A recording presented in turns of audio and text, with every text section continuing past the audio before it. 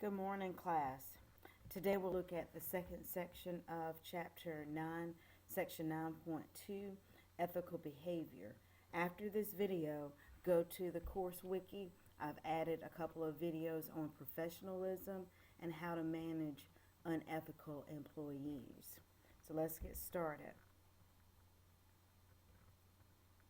As you were reading this section, there are three things that you should have learned. The first one is why is it important, the importance of ethics in the workplace, how to apply ethical principles in the workplace, and strategies for handling unethical practices. And that's what the last YouTube video does. It goes into strategies for handling unethical practices. The main idea: behaving ethically in the workplace will earn you the trust of both your employer and your coworkers. It's very important that people you work with are able to trust you by meaning what you say and doing what you mean. When we're looking at ethics, the definition of ethics is the principles of conduct that govern a group or society.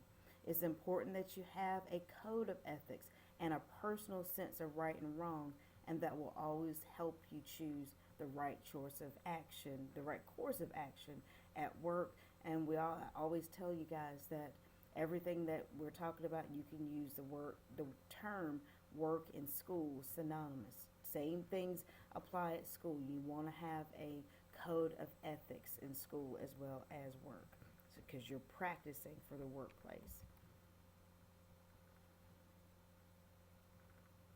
Figure 9.1 deals with the most common observed at unethical behavior. The number one is lying. It could be something as simple as calling in sick and you're not sick.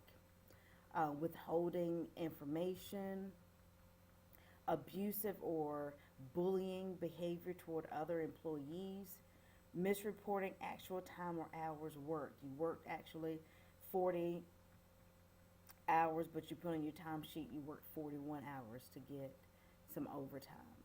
Discrimination, misuse of internet and email privileges. One thing you have to understand when you're at work and at school, using the school provided equipment is grounds for management, or there is no privacy. The school owns the equipment, therefore everything that you do can be managed and looked at if you're using school or work equipment.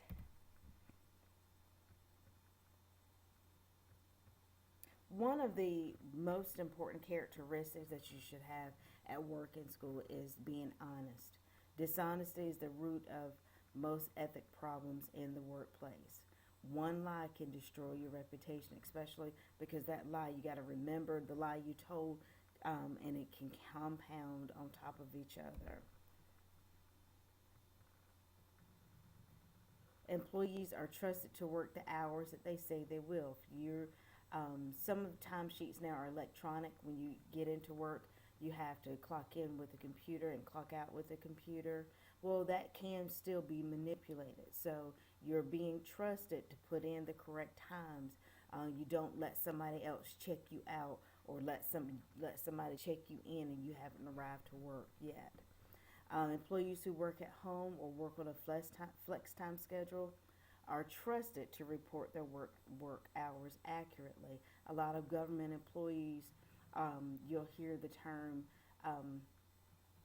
with the sequestration that they have to work from home, and they are responsible for still maintaining that 8-hour day. Some employees actually have to log in on their computer, and that computer that has to be on for 8 hours. So some people may find they'll just turn the computer on and go do something else. But employers trust that you are working the time that you say you're working. Being honest about money, taking money out of the cash register drawer is dishonest and it's illegal. That is stealing. It's important to be honest when completing expense reports. When I come back from trips, I have to fill out a form. If I leave before 6 a.m., they pay me for breakfast. They pay me for lunch, and if I come back after 8 p.m., they pay me for dinner. But if I go to a conference and they provide lunch, it's unethical for me to want to get reimbursed for lunch that the conference has already supplied. So that's being honest about money.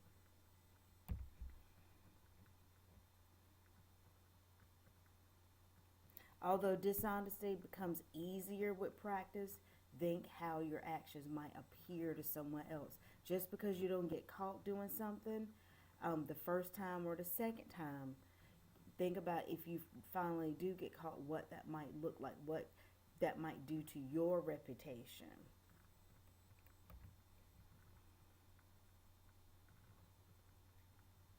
Respected employees' property.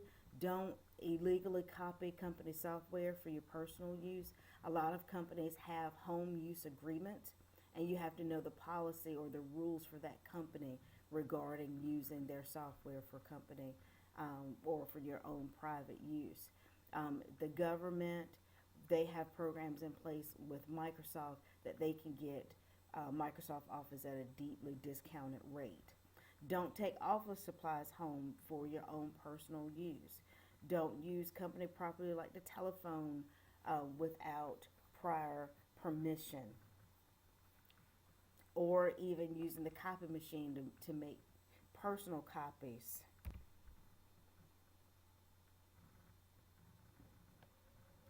When you interact with others, you'll be working, talking, being around other people.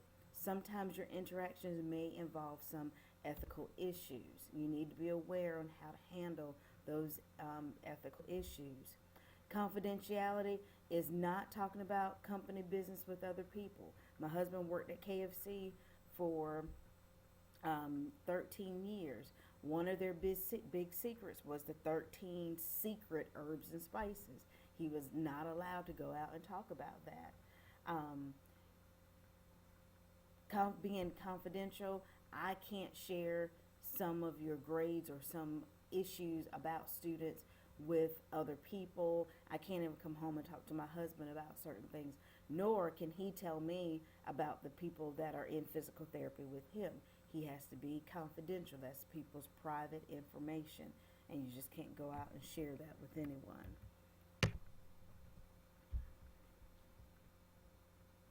It's not always easy with the confidentiality. Sometimes you've got conflicting interests, but if you break confidentiality in a lot of cases in the workplace, it can be grounds for you to be fired.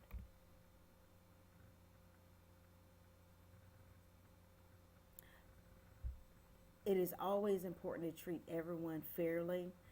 Every business includes men and women of different backgrounds, different cultures. You're in a global society, so when you get hired onto a company, you don't have control over who you have to work with. So it's very important that you treat everyone with fairness. This is one of the things that you're practicing every day in high school. So you want to treat everyone fairly, openly, and honestly without having a lot of preconceived ideas or stereotypes. Prejudice is a negative attitude toward a person or group. Is in any form, prejudice is hurtful, it's offensive, it's unacceptable. Prejudice, when people usually think about prejudice, they look at black or white, but it could be um, prejudice against females, prejudice against males. It could be certain culture or religious background, but it's still not good to be prejudiced.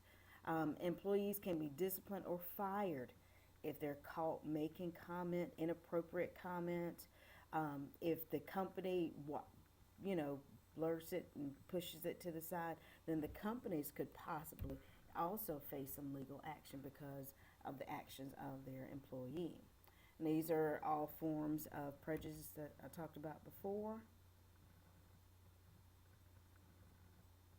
If you experience unethical practices and you know that is deliberate, they did it on purpose, don't ignore it. If you're dealing with a customer, might want to walk away, walk away and report the incident to your supervisor or go get a manager. You don't have to handle it, but don't ignore it. If you're dealing with a coworker, you might tell them you may not tolerate that behavior. Remember, we watched a video about the magic phrase to ask, the 4 magic phrases to ask someone that says something kind of out of the way to you. So if you go back and check on that video, watch that video again. If it doesn't work talking to your coworker, then you want to talk to your supervisor and get this thing documented.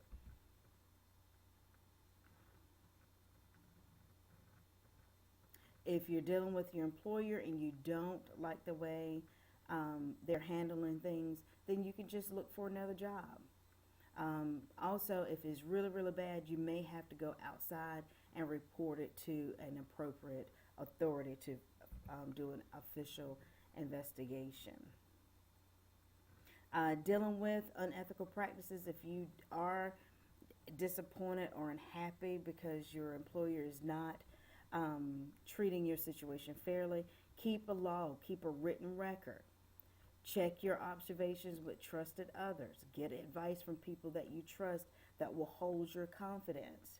Check your motives. Why are you doing this? Are you doing this because you got mad because they took money out of your check because you were late? Check your motives. Make sure that this is actually a legitimate issue. Collect your evidence. Decide if you will speak about it openly. A lot of people want to do stuff behind the scenes and not want to be the person that steps up in front of everybody and quote unquote be the whistleblower. So you need to decide, are you willing to stand up for what you're saying? And report only facts and observations, not your opinion, not what you think is happening, but exactly what is going on. And that's it. That's a summary of Section 9.2, Ethical Behavior. Again, I've posted a couple of videos at the end of the course wiki that I want you to go to and watch just to get some more ideas and more information about ethical behavior in the workplace. Thanks. Bye.